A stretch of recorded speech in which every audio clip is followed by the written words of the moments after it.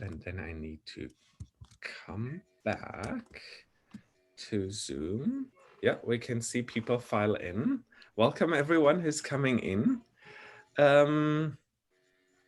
Let's wait roughly 1 minute until the participant counter has somewhat stabilized.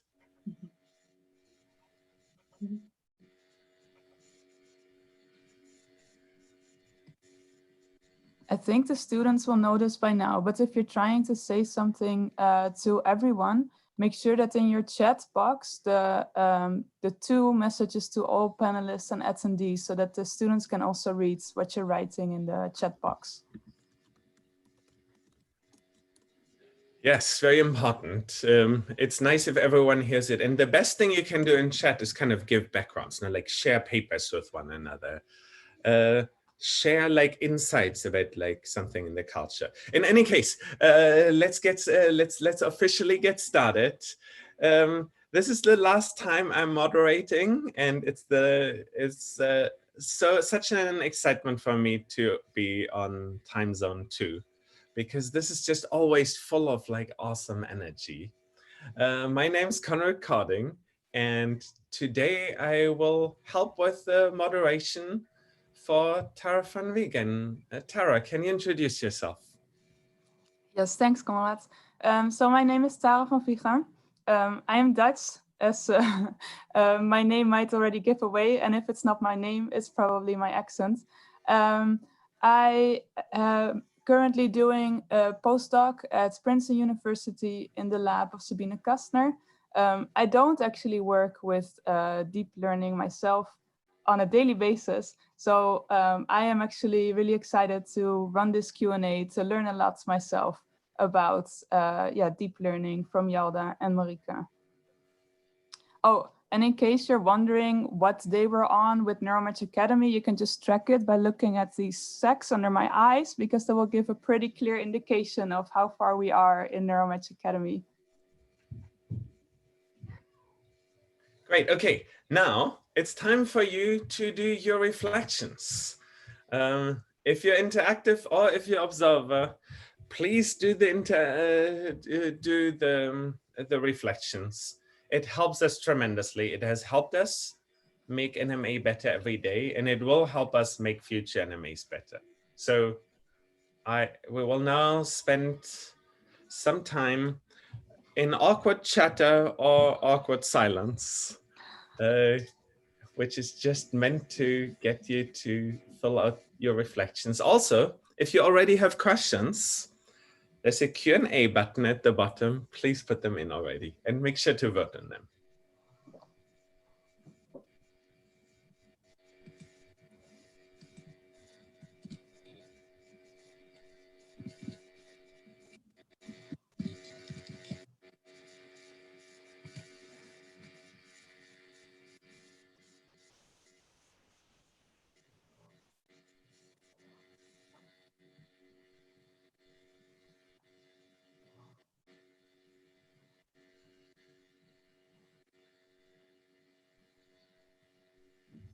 Let's give them 1 more minute, then we get started.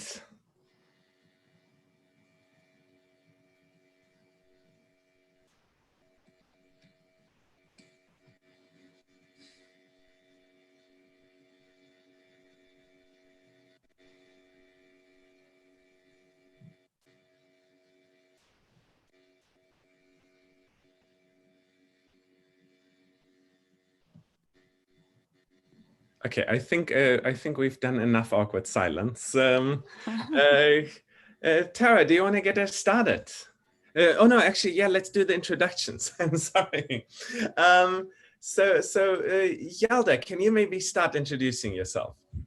Sure, thank you for inviting me today. I am Yalda, an assistant professor in the Department of Computer Science and the Brain and Mind Institute at Western University.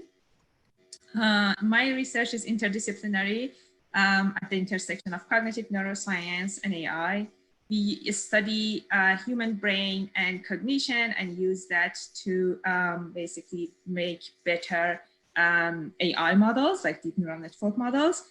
And we also use machine learning and computational models, again, deep neural networks, to understand the computational principles in the brain. So we use deep neural network quite often. About myself, like I really enjoy traveling, but these days, because we can't do that as much as before, I developed a new interest, and that's gardening, and I really enjoy it. Nice, that is really great. I also really like gardening. I started growing some tomato plants myself. Marika, would you also take a moment to introduce yourself, please? If you can tell us a little bit about your work, and maybe also, yeah, something that's just fun to know about you, that would be really awesome. Thank you. Sure. So yeah, I'm Marika. I'm also at Western University. I'm an assistant professor at the Department of Psychology there. I do have a cross appointment with computer science.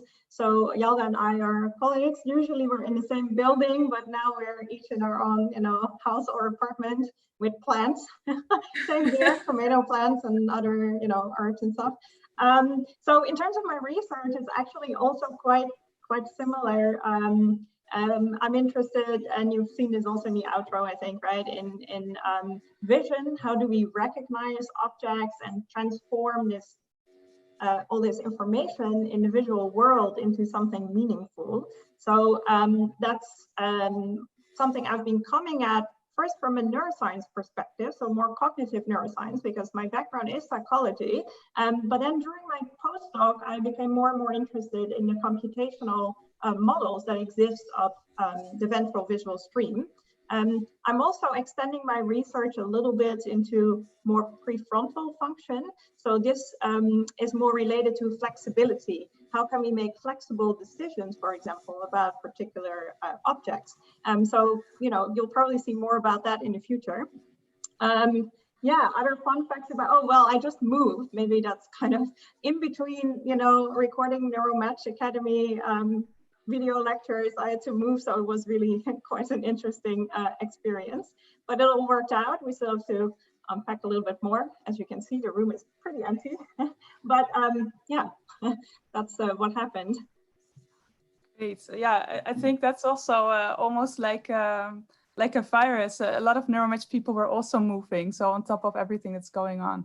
So I would like to start with one of the questions, and typically I would start with the most upvoted one, but there's one that I think might actually lead to a better introduction, and it's from Bubigo. I just want to apologize in advance if I don't say all the names right, but this question says, we've seen that deep artificial neural networks activity can resemble real brain activity. For example, V1 neurons in today's tutorial and grid cells in DeepMind's deep RL paper in Nature. This is really cool, new and sexy, but does it actually tell us anything about how the brain works? Yeah, I think that's a really good question. And I do feel that many people wonder about that. So now we have these models, but they're themselves quite complex as well. Maybe there could be many different models that can explain brain activity equally well, right?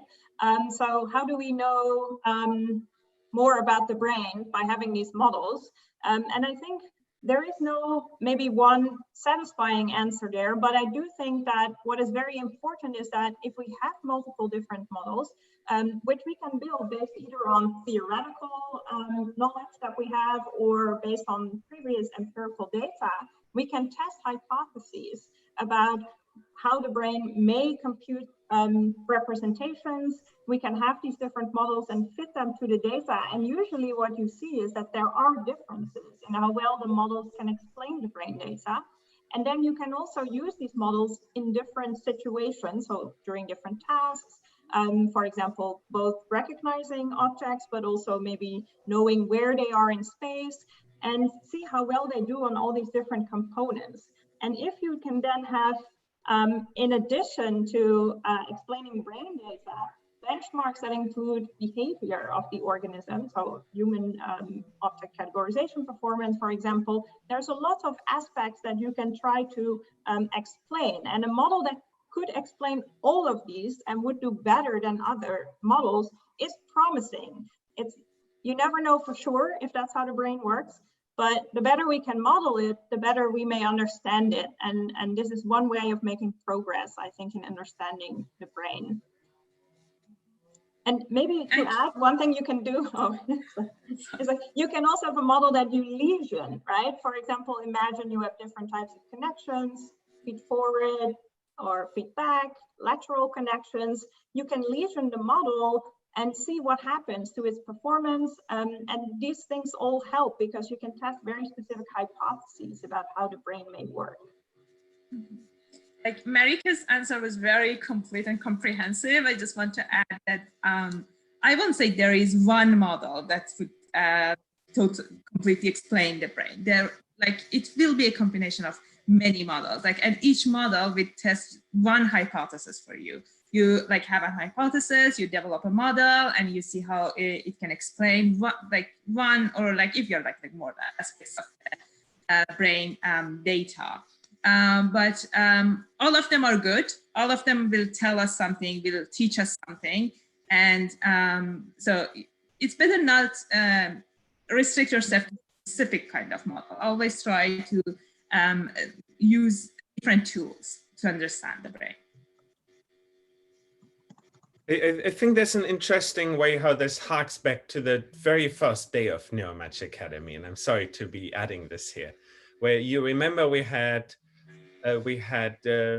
how models and we had why models. Deep learning in a way sits at the intersection between those two. No? Like you can say, what would be the brain that would be best at solving the kinds of problems that occur in the world? In which case it feels like a why model. Or alternatively, you could say, well, the brain needs to solve real world problems, but let's just look at how it does that. And then people argue maybe that the brain might actually work like a deep learning system, like it calculates gradients and all that. And then it very much becomes a how model. So I think it's in a philosophically interesting space relative to what we talked about on day one. So another question that I think I wonder actually if this might be something that's you're always confronted with, so you might already have prepared a standard answer to this. It's could you elaborate on why backpropagation is not biologically plausible? Yeah, I mentioned this in my outro, I think. So I think that's where the question may have arisen, right? So I think it is debated, right? I do think what seems biologically plausible about backpropagation is that there are error gradients. So somehow the brain is solving some cost function and is trying to minimize a certain error, and the changes in synapses are aligned with doing that. And I think there is quite some support for that general idea of being plausible. However, backpropagation assumes that you can backpropagate the errors all the way from the top, which in our neural network is where the categorization happens. So it's the last fully connected layer in your network. And then you can backpropagate the error all the way down to the first layer, or even the image if you want, right? And that seems somewhat less plausible, because in the brain that would mean that somehow the specific error goes exactly sort of down all the way from IP to V1. And that doesn't seem to be plausible given the connections that exist in the brain. And given that, you can actually also compute error gradients, or at least error signals, more locally. And there is especially, I would say, Lillicrap et al. 2020 in, I think it was Nature Neuroscience, either a review or perspective paper. I think it's a review, which explains that quite well and talks about one way in which you can compute these local error signals. And that seems much more plausible, also conceptually similar, for example, to Hebbian learning, which has already been shown much earlier in the last century, right? That's something that's going on. So the local computations seem more plausible and may work as well. So yeah, that's the explanation of why I said that. Right. Konrad, you want to respond to that? Yeah, my PhD thesis it was about how neurons could do realistic backpropagation. Great. I just want to say, like, Marika's point that there's worries about how realistic the details are is a very strong point. There's no doubt about it. But at the same time, I want to emphasize that there exists a many decade-long intellectual tradition where people, starting with people like Hinton and a lot of people have chimed in over time for that discussion, where people say we can have local computation, for example, situations where we have recurrent dynamics, where a neuron projects to the next area and the next area somehow projects back. And if it obeys certain criteria, like effectively symmetry of influences, then a dynamical system can be set up that effectively actually calculates the gradient, despite the fact that it only uses local calculations. And there's like multiple flavors. There's the idea that you use bus for it, or that you use like the early volley of spikes versus the later spikes. There's a whole host of ideas, but I want to say it's like there exists a large number of people that argue that it's actually very realistic. I just wanted to emphasize that. I just want to add like one other like argument like here, like yes, I would agree also that it's under debate that if backpropagation is plausible, biologically plausible or not. But there is something amazing about the brain, like that we humans can learn very quickly, just like even from one sample, like, and we can generalize well. Whereas like backpropagation, like it's usually learning is through seeing many examples of like one thing to be able to generalize. So that's also something to think about it if when you're thinking about biological plausibility of backpropagation.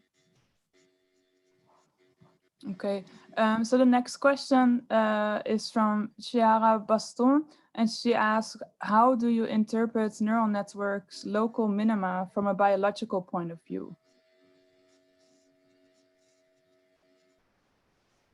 So basically, just to make sure I understand the question, it's sort of once you've reached, let's say, a reasonable solution in the weights, that's the local minimum, then what does that mean, right? I guess that's the question.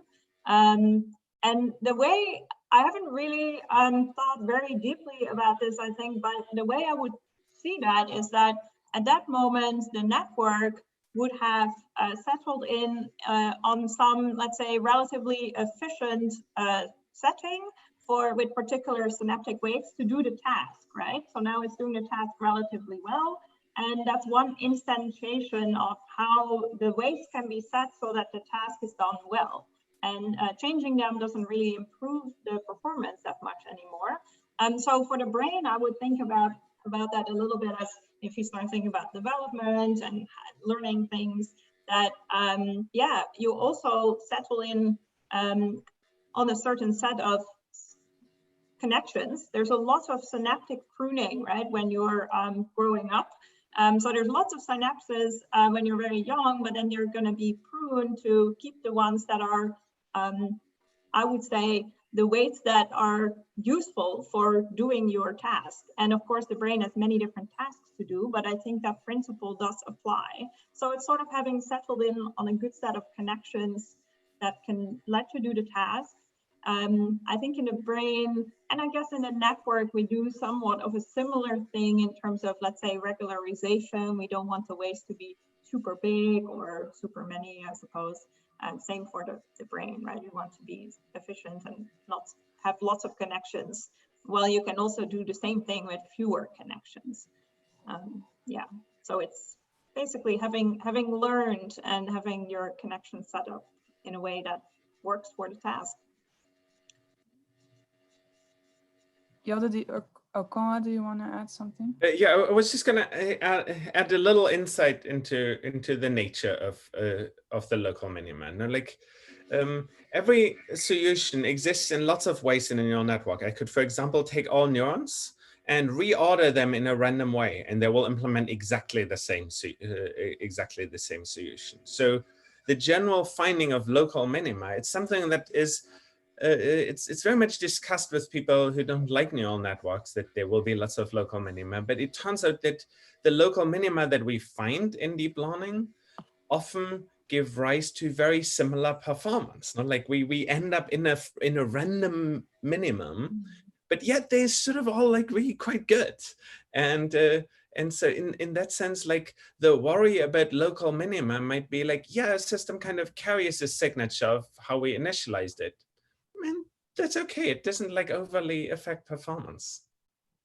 Yeah, and I agree with that. I think it's also in humans, you may argue, of course, there's similarities in connections, but there's probably between individuals also differences. And we don't know exactly whether that's those, let's say the magnitude or order of magnitude of those differences between individuals is similar to what we see in neural networks, right? If you start from a different initialization, but yeah, there can be differences between people as well.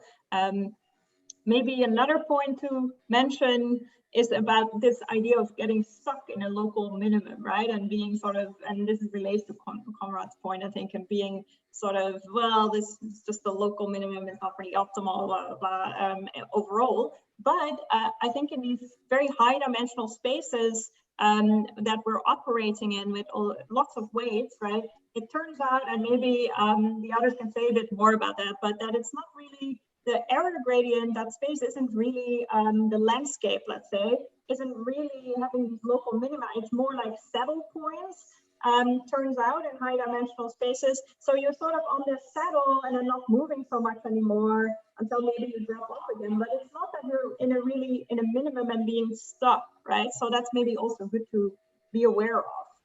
I want to briefly follow up on that saddle point thing. I'm not sure if everyone is on board there.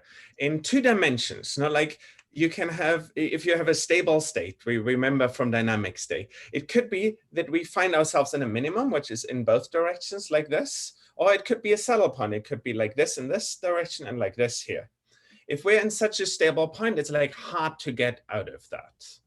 And in a way, if you're in a very, very high dimensional space like neural networks, the probability that like all dimensions like go up into all directions is like pretty small. No? Like there's basically an infinite number of saddle points relative to like actual minima. And that's why people believe that like much of the intuition that we have from low dimensions, again, doesn't carry over all that well. Okay, so, oh, sorry. Yeah, I would just like to add that, like, if we are in a local minimum, but our performance is very well, we shouldn't be worried about that. That's the aim, like, for us. That's the objective. And that's the, like, I really like Marika's analogy with like saying that these different instantiation of a deep network reaching a local minima could be similar to like different individuals, like different individual human brains. That's a very nice analogy to think about. Each of them can perform a specific task very well, but like maybe their brain is optimized like to a different local optima, right? Okay, I would like to go to the next question, which is from Cédric Foucault. And he's asking, how do the learning dynamics of deep convolutional neural networks during training and human or non-human animals during development compare? Yeah, that's also a great question. Yeah, I love that question. This is becoming more and more of an, I think, interest in the computational or cognitive computational neuroscience community, because we're starting to think about, okay, there's these differences that are quite clear still between neural networks and brains and also behavior of humans. So what about the development? Instead of just looking at the endpoint of the learning and then comparing the two, why don't we look at how they develop over the learning phase? And also try different ways of learning. Right? So this brings us really to looking at how children learn. And that's where supervised learning starts to be a bit like, okay, that can't be all, right? That's certainly not the only way children learn. There's a lot of unsupervised learning or self-supervised learning, which is different. And that means that there is not really a label like in supervised learning. Instead, you can, for example, predict where an object is going to move next, or whether it will appear again after something else is in front of it. And these things can be done in a way through self-supervision, right? Because time evolves and you can predict yourself what's going to happen next. So that's self-supervised learning, and that requires different loss functions. And if you do that, the idea would be, and this is actually something I'm working on with one of my PhD students, that possibly if you also include unsupervised learning or self-supervised learning and have a little bit of supervised learning, which is like when parents say, oh, that's a dog, right? There should be a bit of that. Then possibly we'll see more similar trajectories. But at the moment, I don't think there is a lot of data about this. But people are certainly, for example, Dan Yaman's group, I think, is starting to look into this. And there is some papers this year that came out about unsupervised learning, and that actually in terms of the brain representations after learning, they're definitely a little bit more similar to the brain than when you do only supervised learning. So that's promising also for the trajectories, to make them more similar developmental trajectories. Yeah, maybe one last point to say about that.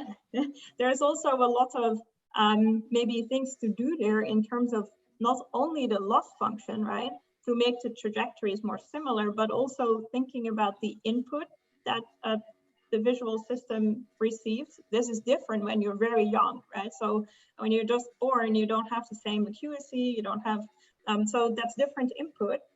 So that would be very useful, right, to also change. So there's people that are now acquiring data from head cams from young babies and toddlers, and what they're seeing also in terms of where they fixate, trying to simulate that better as well. So there's a lot of things that can be done to make the development itself more similar.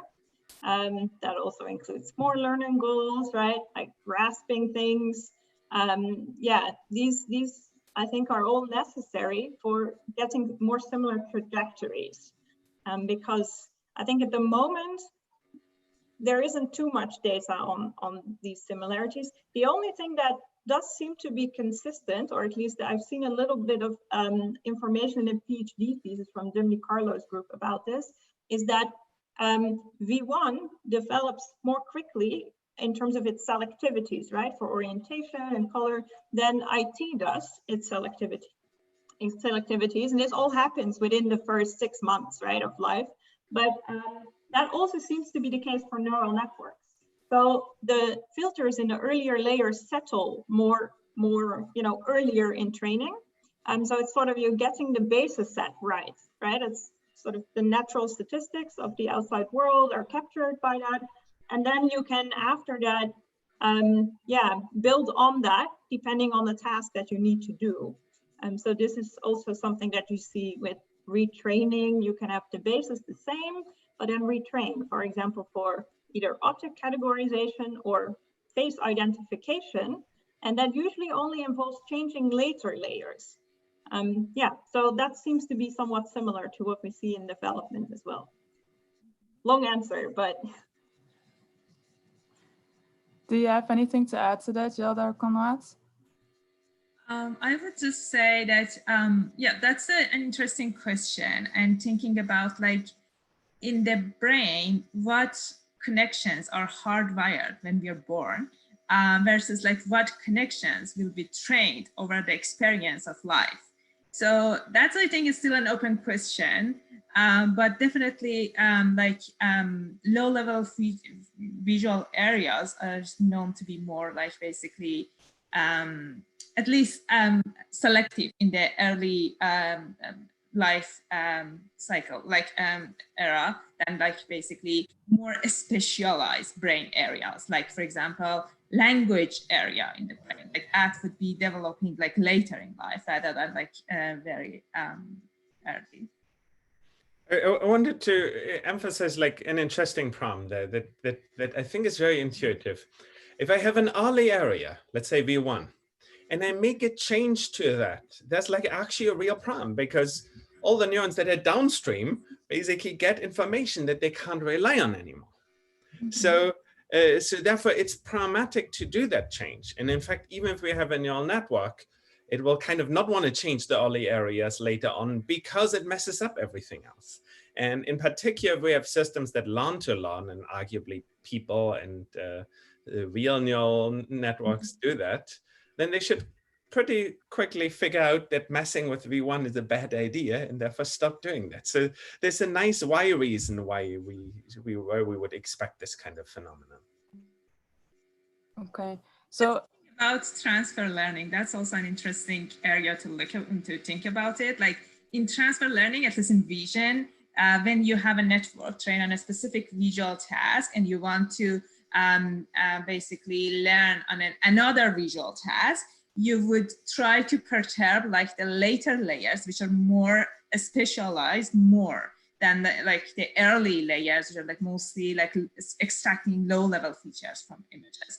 That's similar concept, I would say.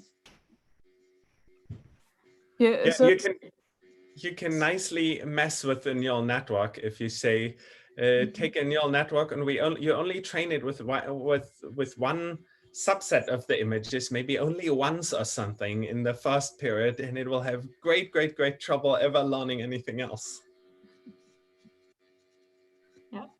So Cedric added a question saying, any insights about how the visual system may be able to learn with little explicit supervision, i.e. What's called labels in machine learning terminology? Yeah, so yeah, this is related to this unsupervised or self-supervised learning, also reinforcement learning. So I think usually in machine learning, there is this division into these three types of learning. Maybe it's not as black and white, right? But you have supervised, unsupervised, and reinforcement learning. So supervised, I think, is relatively clear to everyone. This is where you have labels and you're just trying to get the label right and use that as loss function. But for unsupervised, so there's different variations of that. But one is indeed more self-supervised learning. So there you can definitely imagine that you don't need labels because if you, and this is often then about predicting something maybe in the future or predicting a consequence of your actions or something, right? Then you can actually form a prediction before you do it or before something happens. And then the world will just tell you what the answer is, right? So this is, I think, a way of doing learning without supervision in that sense. But it's, yeah, this line between supervised and unsupervised is somewhat blurry, right? Because in a way, the world is your supervisor then. But it's way less directed in terms of labels. Well, and then reinforcement learning, I guess this, at the moment, so I'm not too familiar with it, but it's more maybe sort of general conceptually to explain that is there it's more about the outcome, just whether you get a reward. So this is often used more at the moment, I think, in learning, for example, to navigate through environments or find, let's say, a treat. And there it's like a computer game a little bit. Like if you do something and you get points, then apparently that was a good action. So now that's going to be a reinforced action, depending, of course, on how consistent you do get it is that you get a reward. And also, I guess one important aspect there is longer term reward, right? That's, I think, an active area maybe of research. It's you want to also maybe maximize your reward in the future, but that requires memory and I think that's still quite active. So there's these different ways of learning. And I think if you think about object perception, I can still imagine reinforcement learning also is important. Think about, for example, learning about object shape. There you get a reward if, for example, you can lift an object correctly, right, or grasp it. That's rewarding, and that's good. So I think that may somehow reinforce certain perceptions of shape, right? which is actually a feature that if you just use supervised learning on images, networks tend to take the shortcut of texture information, right? Because they're not really doing this. Shape is not that relevant, or at least it's not as easy to learn. So yeah, I think there's many ways in which you can learn without supervision in the classical sense of labels. But maybe to say something about the general ideas in that space, which was incidentally was the other half of my PhD. So the question is kind of like, if we're born, when we're born into this world, what are the things that we can already know about our visual world? And there's actually an awful lot of them, which is like objects in the real world are contiguous. Objects in the real world are either there or not there. So it's basically, this is either a hand or it's not hand. It's not like a 0.1 of a hand. Objects in the real world like move in common with one another. Objects in the real world can causally interact with other objects. There's this whole set of things, and arguably, this is all that we need for self-supervised learning, no? Because we can, like, if we are born with that knowledge, we can immediately, as soon as we are born, use like anything that like doesn't move together must not have been an object, and all of a sudden learning objects is very easy. So there's like this kind of inductive knowledge, inductive bias, like prior knowledge about the world that can make learning much, much easier.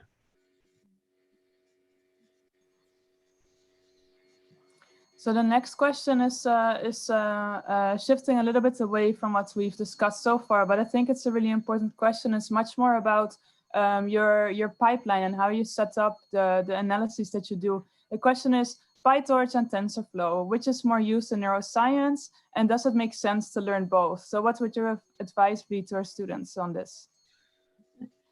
I guess, you know, I can give my brief insights, but I'm sure the other, you know, people know maybe even more about this, but I guess PieTorch is more used in research and TensorFlow is more used in industry. So it depends a little bit on where the student wants to go, right? And if you already know you want to go in one of these directions, then it's already useful information for choosing. Also, I mean, one thing to mention, so why is it that PieTorch is used for research more? I think it's more flexible. TensorFlow, of course, has other advantages. I think it's probably a little bit better sort of set up in terms of scaling it up easily. But this is maybe something I'll leave for the others to comment on. But another thing to mention is that with TensorFlow 2 coming out and also with PieTorch, newer versions, they've become more and more similar. So if you learn one, I don't think it's going to be super hard to learn the other. So their initial differences in the way that they work are starting to be less and less, which is also a good thing, right? It means that either I personally advise my students to learn both. I see. They would need it, like eventually, sometime. Like you would see, like some models are like released in TensorFlow, some models in like PieTorch, and you would need to use them. Otherwise, you have to start like making them in Scratch or like transfer them somehow from one framework to other, which is like not very enjoyable. So, but like if you can, yes, go ahead for it and learn both. There's also a question about the eager mode versus the lazy modes. Should I pull up the question? Sorry, maybe there was yeah. So it's the question is lazy mode any good to scientists who are not into machine learning? I'm not sure what lazy mode is, but maybe.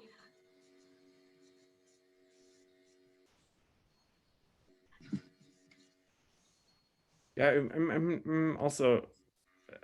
I think I heard the terms, but I don't remember anything about it. Eager versus lazy mode. There was something about it. Okay, then we'll for now. So there's another question that's focused on RSA. So RSA stands for representational similarity analysis. And Yalda's been talking about that quite a bit, and Marika actually too, in today's materials. And the question is, what's the advantage of using a dissimilarity matrix instead of a similarity matrix? For example, a correlation matrix. And that's a good question. I would say not really much difference, but Marika may have other like yeah, no, I agree. Yeah, I think they are the same, like looking at the same thing with different view. That's it. And I think maybe I can give a bit of background of why we in the representational similarity analysis are using the dissimilarity matrix. Also interesting to see, right? It's like in the name of the type of analysis we use similarity because conceptually that makes, I think, a lot of sense, and it's a concept, right? Representational similarity. Why are we using RDMs?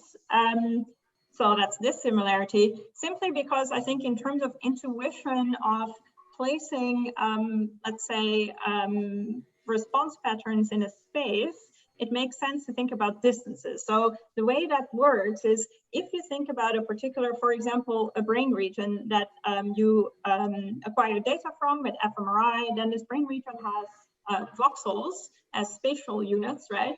So you can think of those voxels as dimensions. Each voxel is a dimension, and then a response pattern across these voxels for a particular image is basically a dot in this high dimensional space, right? Which is determined by all these, its activities in each of these voxels. So you can put that as a dot in a space, and that's the response to a particular image. Now, if you then have a different image, you can think of this as another dot in that space. And now if you want to know how similar or different they are to each other, it's easier in that space to think about distances, right? Because they're apart from each other, you're in this geometrical space.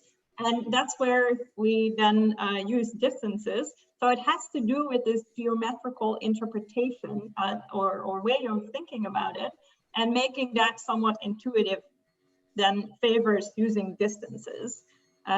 Yeah, and then of course there are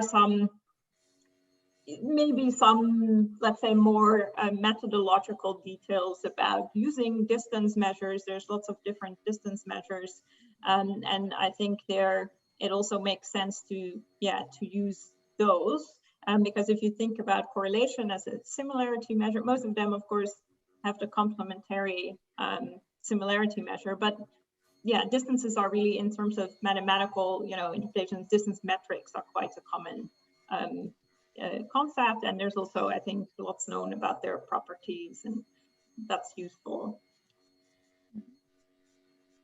Yo, do you have anything specific to add to that? Marika's explanation was very complete. So I would say, like, one factor which might be important is like we have many different distance measures that then some of them could be useful for some cases and some for others. But in terms of concept, like RSM and RDM would be the same. Like they are capturing the same amount of information. Yeah, absolutely. And we actually first used similarity matrices and then switched it at some point. There was, and then in the publication is dissimilarity, but yeah, because of these intuitions. Okay, yeah, that makes sense. Thank you. So there's a question from Joelle about, is it possible, or how possible is it to reverse engineer the brain or functionality in the brain by studying deep neural networks?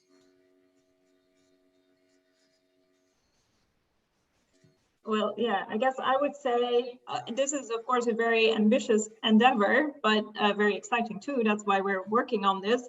And I do think using deep neural networks is maybe one of the best ways we currently have of reverse engineering the brain, basically building a model of the brain that we think may be possible. So yeah, how close are we to actually getting to that point? Well, we're getting to the point that we can start to model individual systems, like the visual system, right? There's still lots of room for model improvement there. So yeah, we're not that close yet to having a really good working model of the brain, because it also then requires not only modeling one system well, but modeling, multiple systems and how they interact.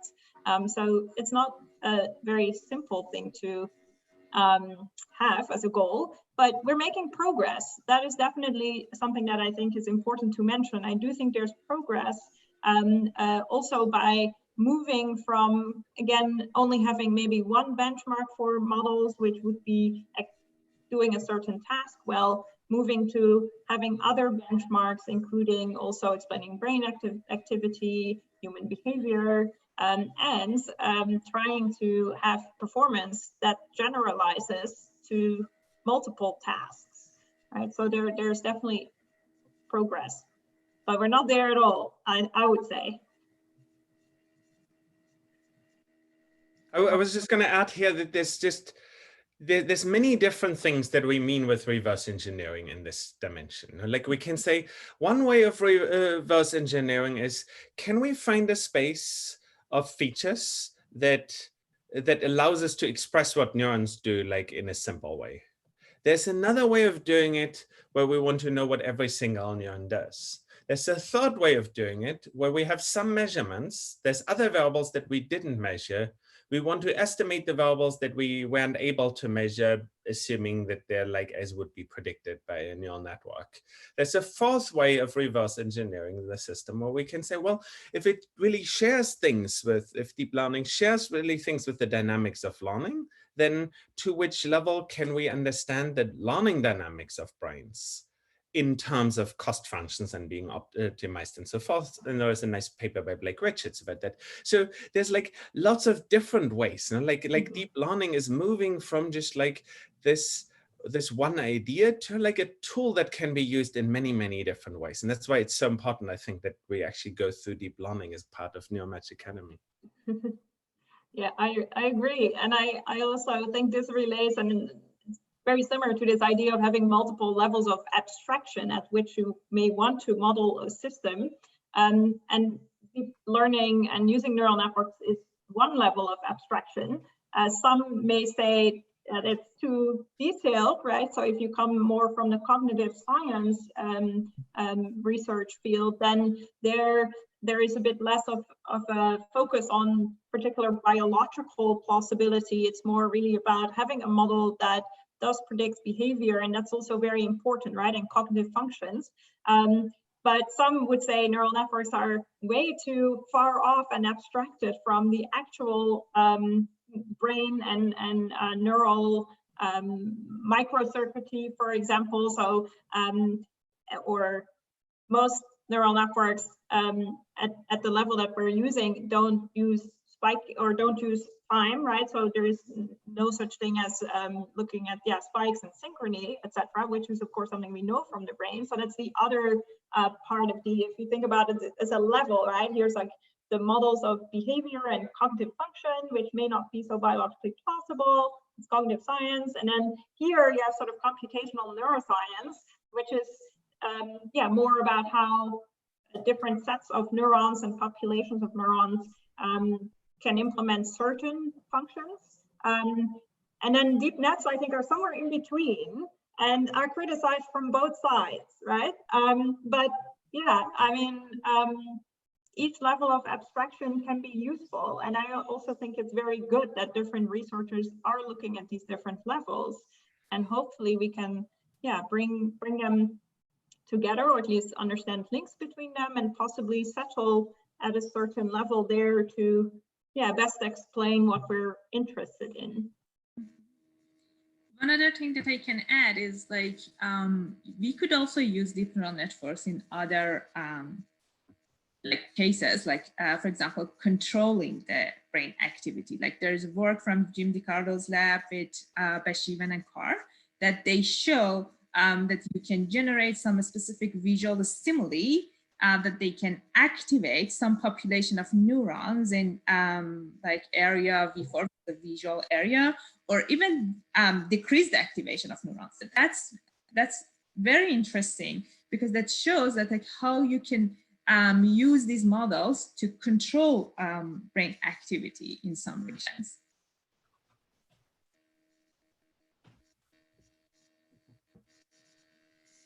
Okay, there's another question that I thought was interesting. It's about DNNs and machine learning algorithms use mostly one-shot vectors or softmax at the last layers. How compatible is this entity representation with biology? It goes on to say, I have the feeling those kind of encodings seem to imply something similar to a grandmother cell. And if that unit is missing, we can't detect the object category anymore. Also, the output layer design has a huge influence on the way that the errors get backpropagated in the networks. Shouldn't different encodings in the last layer also be seen as an important tuning screw for DNNs? There's a lot to There's a lot of things in there. So the first one is the output seen as an important tuning screw for DNNs. Yes, absolutely. Like people have thought very, very hard and very long about like how to best set up the output layer. It just turns out that that softmax often like works for certain classes of problems works well, but for other classes of problems we have very different output stages. But I think there's also the biological question here, which is actually very interesting. So how should we be thinking about kind of the output?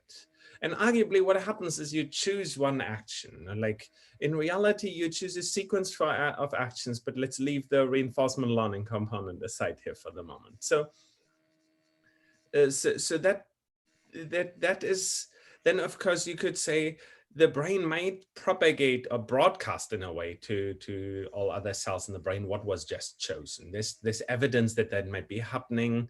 Suddenly, like between various neuromodulators, if you want, you could say that it like broadly broadcasts that information.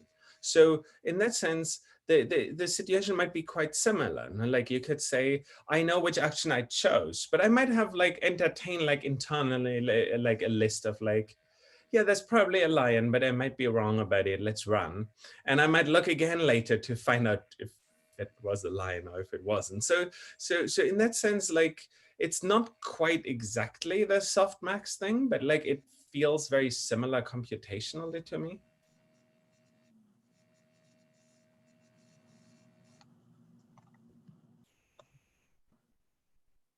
Does anyone have anything to add to that? So there's another question that I thought was quite interesting and a little bit thought-provoking, although maybe not directly related to your expertise, but it would be interesting to know if you had any thoughts on it. It's about how deep learning consumes a lot of energy and whether that makes it not environmentally friendly, and how you should, what's your responsibility basically as a researcher to deal with this?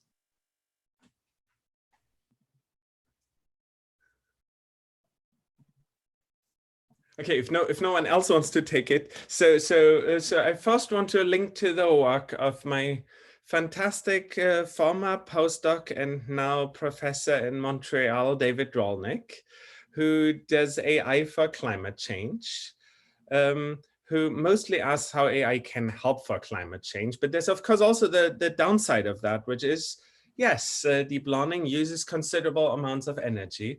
In fact, I can share some calculations there that some people might find illuminating. So when it was time for my lab to have like a deep learning, like a set of deep learning machines, we asked ourselves if we wanted to basically buy runtime from Amazon or another provider like that, or if we wanted to have our own ones.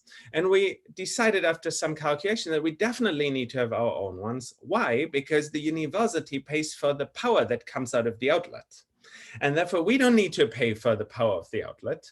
And it turns out that the cost to buy the computer is about half the cost to actually run that computer for 5 years. So, so there you can kind of see, like, yes, deep learning is incredibly energy intensive. Now, how energy intensive? You can say, in reality, the deep learning boxes that we have use far less energy than like the travel budgets that I have for the lab. Now, of course, now thanks to COVID, no one travels anymore, so that part is definitely better. But yes, like the fact that so there is this like sick thing happening where like the world is encouraging competitions, which is a good idea, But universally in deep learning, if I can throw more compute at a problem, I do better than someone else who can throw less compute at a problem. So all of a sudden, the people who burn a lot of energy have like a massive publication benefit relative to those that have less energy to burn. And in fact, if you work at Google or something, you can just burn more energy. And therefore, it's easier to publish good papers. So this is kind of like a real problem that the field has to grapple with. And I don't know if Yalda and Marieke feel differently about it. No, I agree. And I think it's definitely an issue to be very aware of. I think there's also further, I guess, I don't know, motivates us to come up with more and more efficient or smaller models, right? Because also, yeah, there may be models that, again, this is a bit related to these levels of abstraction. So there would be this additional sort of environmental concern, like to have a model that is doing the task well or doing things well, but as efficiently as possible in terms of its size, and there is certainly some push for that. I think also in terms of understanding the brain, because the brain actually, may relatively to its complexity and its functionality doesn't use that much energy, right? So I think that's actually kind of nicely aligned, and we should certainly push for that. Yeah, and in terms of what's the best decision in terms of buying your own GPU, because that is true. This is always something to consider. Do you buy your own GPUs for the lab? Do you somehow, in Canada, we have this, Compute Canada, which has lots of servers available. Do you mostly use that? And I think for me, if I think about what to choose there, it isn't always clear what's exactly the best environmentally friendly option, right? Because there's lots of, I think, parameters to consider there, as Konrad already alluded to a little bit. So that would also be great, right? If that would be something that would be clearer, then I think we can also make more conscious decisions. And that means we as researchers need to push for that and wanting to know that information, right? But yeah, this is certainly, I would say, needs more attention, this aspect. And you as like next generation of computational neuroscientists who are interested in deep learning, you should think about developing more efficient learning algorithm, maybe inspired from the brain. So like they are like, you can train a network faster. Like, so you don't use a GPU for 5 days to train your network, but maybe a few hours. So that would save a lot of energy. Yeah, I like that note actually. So I see we're running on the hour. I just wanted to touch base with you. Yeah, Konrad? What do you want to do? Yeah, so we should encourage everyone who has somewhere to go to where they have to. So if your project is working for you, leave, go to your project. If your family is waiting for you to cook dinner for them, go cook them dinner. This is an online setting, and and no one will complain about you leaving right now. But I think given the number of questions we still have, it would be fun to go for like another 20 minutes or so, just so that we can get through more of those comments. But like, everyone should understand that this is like super voluntary. It's like, you don't need to be here. If you feel stressed, too much NMA already, go and do yoga or whatever like helps you like de-stress from all that. But we will be going for at least another 15 minutes or so. Okay, great. Because I thought this question was also interesting. It's from Mohammed Abdelhak.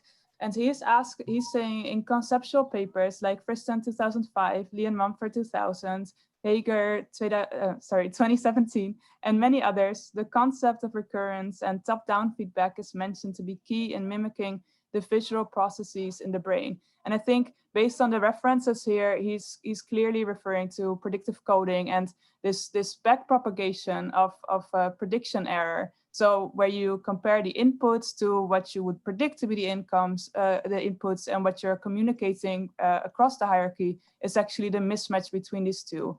So why don't we have more people working on that is his question. I think there are quite a few people working on this. Maybe there aren't as many publications yet, but it's a very active area of research. There are some papers that are implementing recurrence, right? So some of them I mentioned in the video lecture of the outro. I'm happy to, type in some of those here again. And these vary in terms of how exactly recurrence is modeled, but yeah, there's certainly a lot of activity in this area, and showing also that if you include recurrent connections, this does seem to certainly improve the ability to model brain dynamics. Of course, adding recurrence does mean that you're adding time, right? Or at least you can now start to explain that. So now a neural network that has recurrent connections becomes this universal approximator, right, of a dynamical system.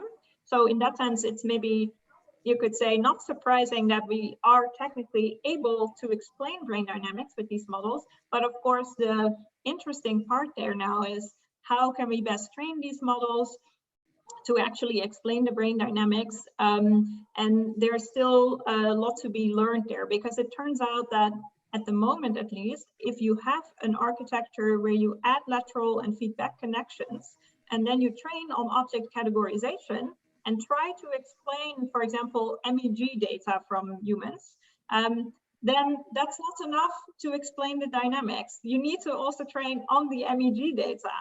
Of course, independent data that you use, but still, you need to have a peek at the brain data to be able to explain those dynamics.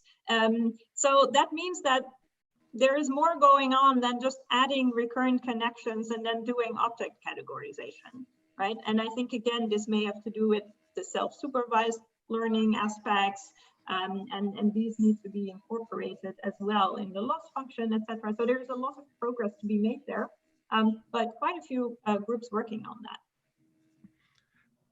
And maybe I can add something complementary. So the question was also, why aren't more people working there? And there's a reason for that, which is just like really, really difficult. And let me highlight why it's so difficult. So if we have time, then effectively we have a network that is very, very deep, because we have the network at time 1, network at time 2, and so forth. The models that we currently use to train such recurrent neural networks generally require us to propagate information backwards through time. It's called backpropagation through time. It turns out that if you propagate errors through lots and lots of layers, in a way you lose like information, you lose like the fine-grained information needed for training as you go through that systems. And you have the problem that stuff goes like, it gets to be very big, or it gets to be very small. You have like all these problems. And that's why it's just really difficult to train these things. And we don't currently have good algorithms that like really make training recurrent systems work easily. Yeah, I agree too. And I would also say it's an active area of research. Like my group is just very interested in this topic. And the approach that we take is that we try to understand what's the functional role of this, like basically recurrent process or feedback processes, and why they are necessary in the brain.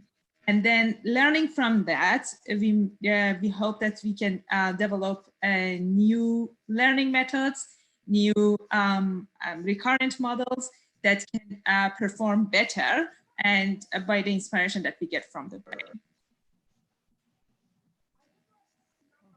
So there's a question here from Jasper Albers, who is asking, what are the main fallacies when trying to compare computational roles of neurons or layers in DNNs with neurons or layers or areas of the brain? As in, where does one have to be careful not to overvalue similarities?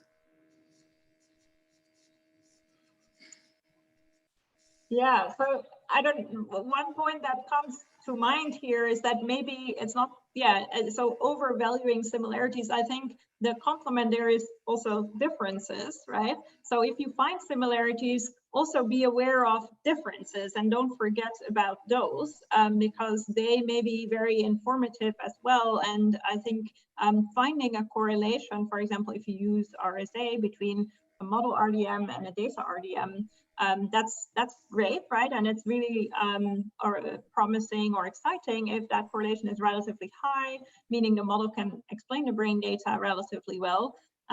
But yeah, that doesn't necessarily mean that there are no differences, right? So I think that is very important, and it's harder to look at differences because in terms of, you know, when is something significantly different? But you can, of course, try to look at common error patterns, right? If they are matching up or not. So there's things you can do. It's sort of like thinking about twins, maybe, right? They're significantly similar, maybe, but they may also be significantly different. And both of these are important. So I think that's a good point to keep in mind. And then maybe another point there in terms of similarity, it is useful to get an idea of that similarity. How far are you off from a possible or unknown true model? And there is some ways of doing that. There's, of course, assumptions that go into that, but you can compute correlations that are expected based on the unknown true model and the noise in the data, because there's a lot of noise in the data. Even if you would have a true model, then the similarity may not be that high, right, between the two, model and brain. So it's useful to compare how well your model does to how well the unknown true model may do. And again, yeah, if you want to know more about that, there's you can, yeah, Neely et al. To 2014 is useful to look at that. Yeah. I was just going to add a little color to Marika's description. So for example, if you take a neural network that's trained on just about any vision task, you will find that the first layer looks like it extracts like GABA wavelets, like local, like oriented elements. Those look just like they look in the brain. Now it turns out that you can get them in like effectively an infinite number of ways. So for example, if I do sparse coding, I say, I want neurons to either have high activity or low activity. I get that. If I say, I want neurons to be able to predict their own future, I get that. If I train with backpropagation, I get it. If I train with something that's totally not backpropagation, I still get it. So what that means is, like, if you hadn't known that whole background of the literature, you might, as Marieke pointed out, you might like wrongly have concluded like, oh, the brain does sparse coding. Well, maybe the brain just like minimizes errors, or maybe it does all of those. But basically, there's often like a lot of different reasons why neurons have certain properties. So we want to make sure that we don't overinterpret a mechanism based on what we observe like that.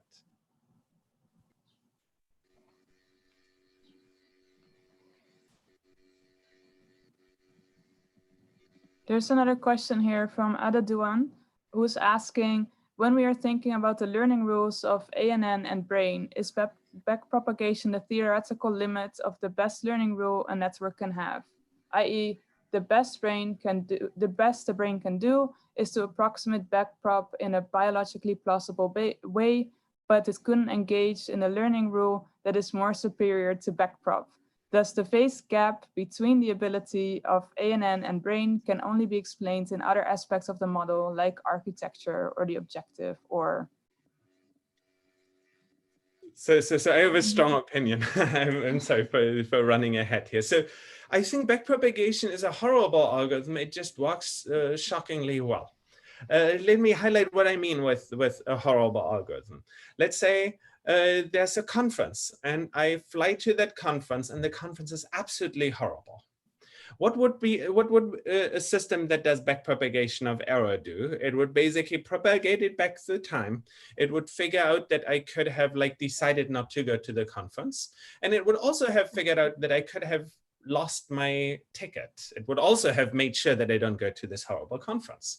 So in that case, what's the gradient? Well, it would be just as good to lose the ticket as it would be to like to decide not to go there. And all of a sudden, I attribute things to wrong factors. So what I mean is, in the bigger picture here is like, if I make a mistake, the mistake has a kind, and cognitive scientists have often focused on that. Like there's like, I might make a mistake on hearing you or like understanding the word that you say, and the context tells me which it is. Backpropagation can't solve those kinds of problems. So backpropagation is basically going through the world with like a ridiculously simple-minded view of how things work, and yet it works so well. But it's definitely, there's definitely no strong theoretical or otherwise argument that for real world learning, backpropagation would be the ideal thing to do. That's at least my opinion here. Yeah, I think I tend to agree with that. And it seems that backpropagation somehow approximates in some ways what the brain may be doing during learning, but in a sort of very clunky way, right? That isn't very sophisticated. So yeah, that's why I guess there is a lot of momentum on working on other ways to do the learning. But again, usually what is happening is, yeah, minimizing some kind of error, right? And then which way you do it, surprisingly, backpropagation does work very well.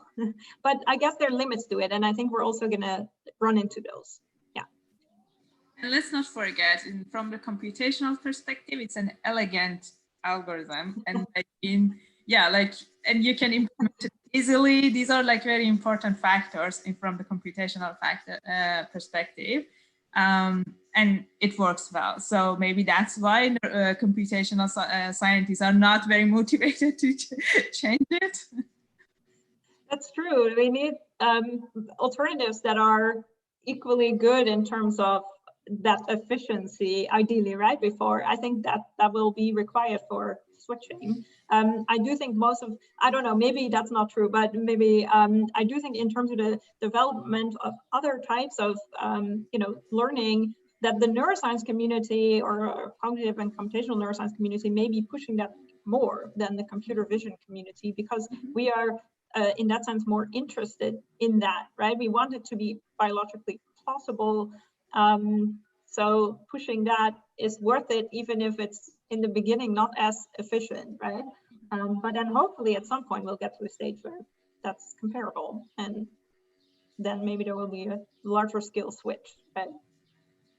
But then also, like to be fair, no one actually uses gradient descent. No, like what people use is they use stochastic gradient descent trained with dropout and Adam as an optimizer, and if they could, they for sure would prefer doing natural gradient. So basically, what we call gradient descent in deep learning is basically an amalgamation of lots of ideas that have basically shown to be pretty good, and it is not gradient descent what we're doing.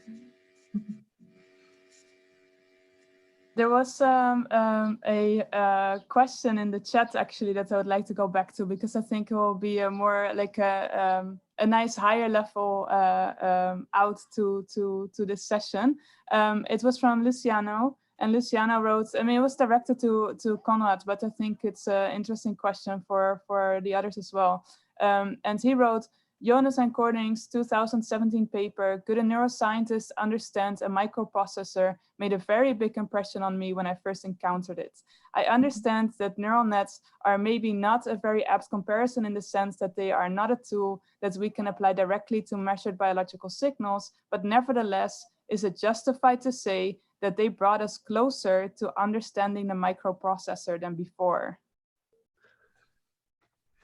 Oh my God, so let me very briefly summarize the paper, and then maybe Yalda or Marieke can take the rest of the answer. But in that paper, what we did is we said, well, look, humans build microprocessors, and we arguably understand how microprocessors work. Let's see if the techniques that we use in neuroscience would bring us closer to understanding a microprocessor. In a way, if we zoom out of that, it says the logic of scientific inquiry, epistemology, should work. And if it works, on one system, it should work on another system unless it explicitly tells us why it's allowed to be used on one system and not allowed to be on another system. The methods that we use in neuroscience don't come in a disclaimer, don't apply them to a microprocessor. In fact, in lots of ways, a microprocessor shares lots of aspects with real neurons. You know, like it's nonlinear, it's massively parallel, it has modularity, it has dynamics, it has like a lot of factors that are shared.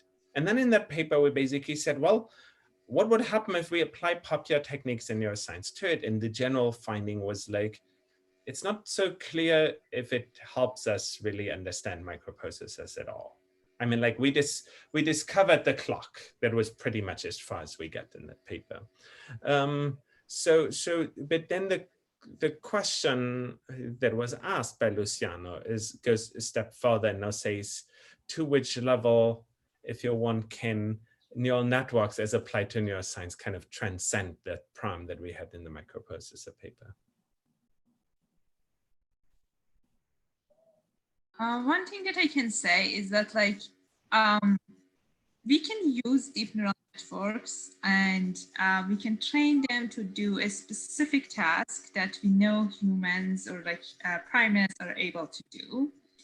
The good thing about like neural network models is that now we know all the connections, how they are weighted, what are like the units, how they are responsive to different like inputs. So we know everything about the architecture in them. Then it's our job as computational neuroscientists to go inside the network that we know now this network is doing the task. Go inside and probe the internal representations in the network, see what happens if we lesion one part of the brain and the network, and like how would that affect the ultimate behavior of the network. This is an expensive experiment if you want to do it on an actual brain, because like lesioning the brain is not an option, and you need to, like, for example, find like patients who already have like lesions, and is it like like perfectly placed in the specific part that you want or not. But like with neural networks, you can play with them, you can probe them, you can change the inputs, you can like alternate the architecture and see how that would affect the performance, how that would affect the internal representations. That's the good thing about neural networks, I would say. And we hopefully understand it better. Still, they say that it's black box, how it learns the function that it learns.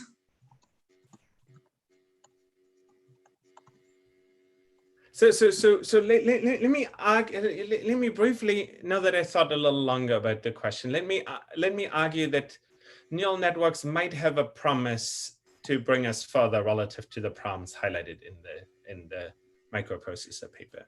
In the microprocessor paper, we in a way, if you zoom out, make the point that theory-free neuroscience isn't possible. Now, like, it's kind of like the techniques that we use, like plot tuning curves and so forth, they're in a way theory-free. They're just like, we look at some stuff and we hope that like understanding will jump out of it. If we think about neural networks and zoom a little bit about it, what are they? They are like, Konrad, can I shortly interrupt you because Marika has to go? Yeah, I'm sorry, I really need to go. Marika. I'm already running late. But it was great. I very much enjoyed it. So thank you for organizing and for all the questions. And it was very, very much fun. Thank you for all your contributions. Okay, bye, Marika. Bye. Thanks, Marika. Thanks, everyone. Okay, should I answer the rest of the question, or should we wrap up? No, I think you can answer the rest of the question and then we can wrap up. I think that's fine. I didn't know that she had to run off. I'm sorry. Yeah, I saw that in the chat. That's why I interrupted you.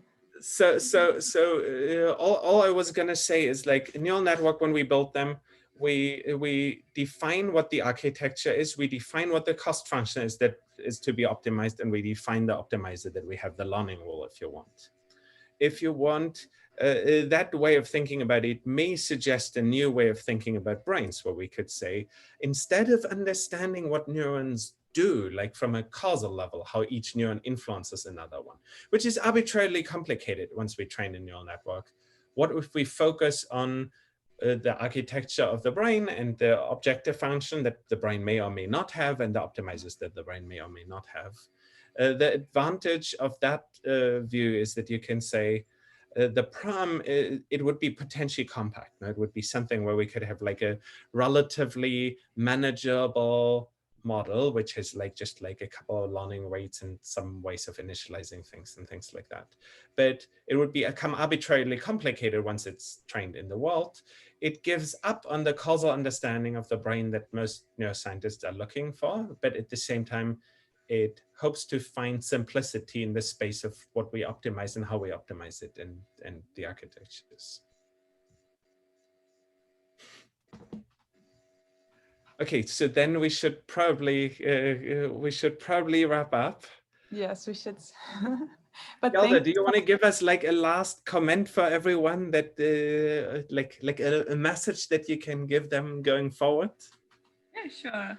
So I would say that it's an exciting time for computational neuroscience research. And like, especially, I'm a fan of deep neural networks. So that's also especially exciting. So I encourage you to learn more about it. And like, that could be one of the potential research direction for you. Great. Thank you so much, Yalda. Sure. Great. So then we should probably wrap it up. Let's again thanks all the speakers, including those that had to run already, and thanks everyone for participating despite the advanced time. It was great getting all of your questions. Thanks so much.